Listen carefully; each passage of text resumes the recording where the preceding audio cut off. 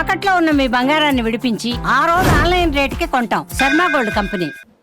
Christmas ముందున మిమ్మల్ని కలవడం, మీ అందరితో క్రిస్మస్ వేడుకల్లో పాల్గొనడం చాలా ఆనందంగా ఉంది. ఈరోజు మనం ఒకసారి చూస్తే ప్రతి సంవత్సరం డిసెంబర్ 15 నుంచో 10 నుంచి డిసెంబర్ మాసంలో కూడా ప్రారంభమవుతాయి.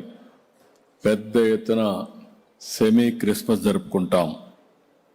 యేసు ప్రభు ఈ లోకంపై జన్మించిన రోజున మనం క్రిస్మస్గా జరుపుకుంటున్నాం. ప్రపంచంలోని అతి పెద్ద పండుగ ఈ క్రిస్మస్. ఇప్పుడే మేరీ మాత కడుపున యేసు ప్రభు జన్మించిన పవిత్రమైన రోజు, మనకందరికీ పండుగ రోజు. బయట కూడా డెమాన్స్ట్రేషన్ చేసి చూపించారు.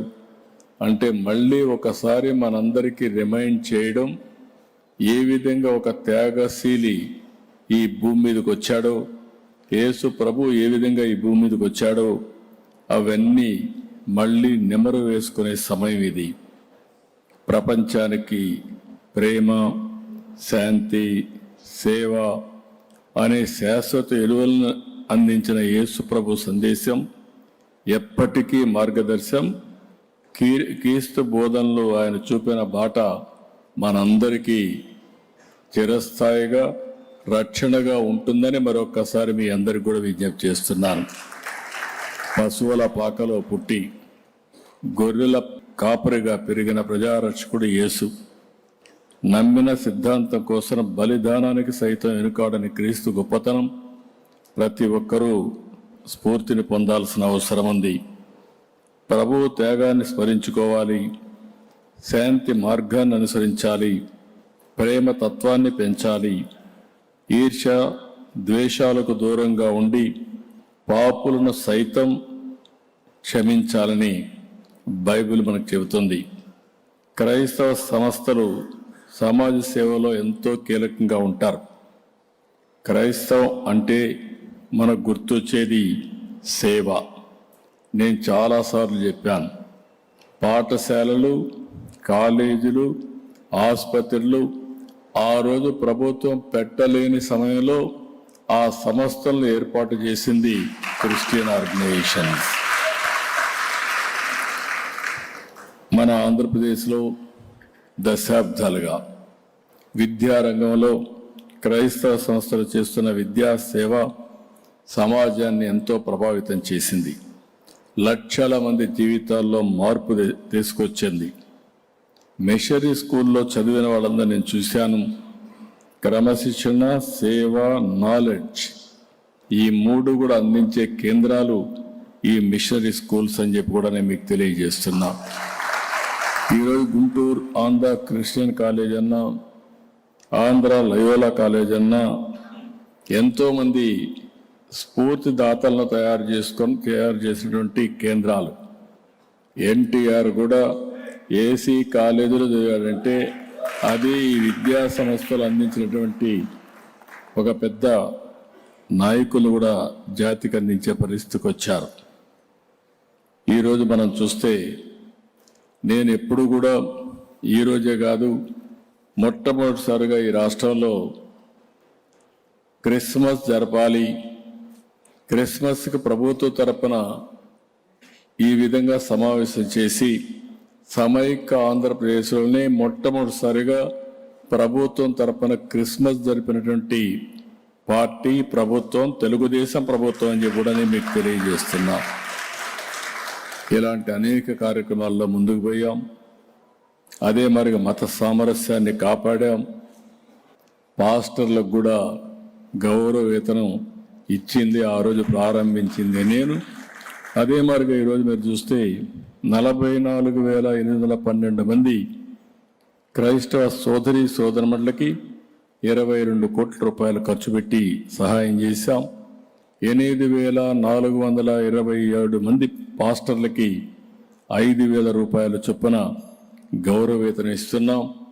అదే సమయంలో మీరు ఒక్కసారి చూస్తే ఈ సంవత్సరం నవంబర్ వరకు మొన్నే ఇచ్చాం. నేను ముందే చెప్పాను ఆర్థిక ఇబ్బందులు ఉన్నాయని, లేకపోతే ఏ మాత్రం కూడా వెనకాడేవాడిని కాదు. ఇప్పుడు మళ్ళీ క్రిస్మస్ వచ్చింది, మీరందరూ కూడా పండుగ చేసుకోవాలి.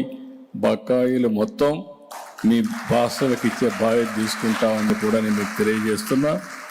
దీనికి 51 కోట్ల రూపాయలు అవుతుంది. 24 సాయంత్రం లోపల మీ అకౌంట్లో ఈ డబ్బులు ఉంటాయని చెప్పి కూడా మీకు తెలియజేస్తున్నా. ఇంకొక పక్కన 2014-18 మధ్య 977 చర్చిలకు 70 కోట్ల రూపాయల ఆర్థిక సహాయం చేశాం. దీంట్లో 377 చర్చలు మాత్రం నిర్మాణం జరిగాయి. మిగిలినటి పూర్తి చేయాల్సిన అవసరం ఉంది. ఇది కూడా పూర్తి చేస్తాం. 5 ఏళ్లలో ఏమాత్రం ఒక్క పని కూడా కాలేదు. ఇంకొక పక్కన గుంటూరులో క్రిస్టియన్ భవన్ కోసం 10 కోట్ల రూపాయలు ఖర్చు పెట్టాం. ఇంకా ఇన్కంప్లీట్గా ఉంది. 5 ఏళ్ళు 1 రూపాయి ఖర్చు పెట్టలేదు. ఎంత డబ్బులు అవుతుందో అంత డబ్బులు ఖర్చు పెట్టి తొందరలోనే ఈ భవనాన్ని పూర్తి చేసే బాధ్యత కూడా తీసుకుంటాం. ఇంకొక పక్కన జెరూసలం వెళ్ళే క్రైస్తవ సోదరులకి ఆర్థిక సహాయం చేస్తున్నాం. 3 లక్షల రూపాయలు ఆదాయం ఉంటే 60,000, 3 లక్షలకు పైగా ఉన్న వారికి 30,000 రూపాయల చొప్పున ఈ కార్యక్రమం కూడా మనం చేస్తున్నాం. చాలామంది ఉపాధి ఆర్థిక సాధికారత విషయంలో కూడా చాలా ముందుకెళ్తున్నాం. ఈరోజు క్రైస్తవుల కోసం ఉపాధి పథకాలు పునఃప్రారంభించాం. 25-26లో 20 కోట్ల రూపాయలు కేటాయించాం. 2,000 మందికి ఉపాధి అవకాశాలు కల్పించాం. Centre for education development of minorities కింద CEDM కింద ఆధునీకరణకు 5 కోట్లు కేటాయించాం. పెండింగ్ బిల్స్ 6 కోట్లు ఉంటాయి, కూడా క్లియర్ చేశాం. క్రైస్తవుల అభివృద్ధి కోసం ఈ ప్రభుత్వం కట్టుబడి పనిచేస్తున్నాం. కూటమి ప్రభుత్వం మీ భద్రతకు గౌరవానికి భంగం కలగనివ్వం. ప్రతి మతాన్ని గౌరవిస్తాం, ప్రతి పేదవాడిని ఆదరిస్తాం. అందరి కోసం పనిచేసే ప్రభుత్వమే ఈ కూటమి ప్రభుత్వం అని మరొకసారి మీ అందరికి కూడా విజ్ఞప్తి చేస్తున్నాం. మేము ఆలోచించేది ఒకటే, పేదరికం లేని సమాజాన్ని చూడాలని. ఎక్కడ పేదరికం ఉంటే ఆ పేదవాళ్ళ కోసం ఏమేం చేయాలనో ఒక నిర్దిష్టమైన ప్రణాళికతో ముందుకు పోయే పరిస్థితికి వస్తున్నాం. ఇంకొక పక్కన అందరి ఆదాయం, ఆరోగ్యం, ఆనందం, దీనికోసమే ఈ ప్రభుత్వం పనిచేస్తూ ఉంది. ఈరోజు మీరు చూసుంటారు, ఒకప్పుడు ఎన్నో ఇబ్బందుల నుంచి ఈరోజు ఒక్కొక్క ఇబ్బందిని అధిగమించి మనం ముందుకు పోతున్నాం. ఈ క్రిస్మస్ వేడుకల్లో నేను హామీ ఇస్తున్నా, 1.5 ఇయర్లో ఒక గణనీయమైనటువంటి అభివృద్ధిని సాధించి అభివృద్ధి దిశగా పట్టాలు తప్పిన రైల్ని ట్రాక్ మీద తీసుకొచ్చాం.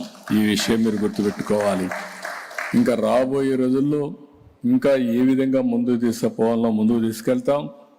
నేను మళ్ళీ కోరుతున్నా, ప్రతి ఒక్క క్రిస్టియనే కాకుండా రాష్ట్రంలో ఉండే ప్రతి ఒక్కరూ గౌరవించుకున్నట్టుగా క్రిస్మస్ను చేసుకునే విధంగా మేము మీకు అండగా ఉంటామని చెప్పి మీ అందరికీ తెలియజేసుకుంటూ, మరొక్కసారి అందరికీ మీ ఆరోగ్యం, శాంతి, ఆనందం, అభివృద్ధి అందరికీ కలగాలని, యేసు ప్రభువు మనల్ని నిండు మనసుతో ఆశీర్వదించాలని మనస్ఫూర్తిగా ఆకాంక్షిస్తూ ప్రార్థిస్తూ మీ అందరి దగ్గర సెలవు తీసుకుంటున్నా.